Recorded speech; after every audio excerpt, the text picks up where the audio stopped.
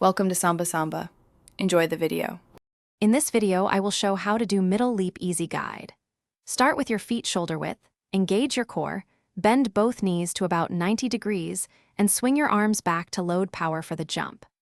Push off explosively through the balls of your feet, extend hips and knees fully, reach forward with intent, and land softly with bent knees to absorb impact and maintain balance for the next move. My focus here is timing and rhythm to make the middle leap feel natural and efficient. Start the arm swing a split second before pushing through your legs, so arms and legs peak together for maximum lift. As your arms reach full height, drive your knees up and keep your torso upright to control rotation. Maintain ankle flexibility and point your toes slightly to set up a stable, precise landing. Recognizing and fixing common errors will speed your progress and reduce setbacks.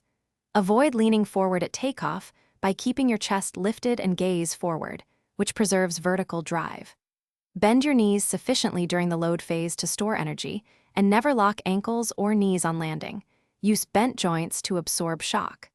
Small adjustments in posture and timing often yield the biggest improvements in height and safety. Thanks for watching. Consider subscribing if we helped you.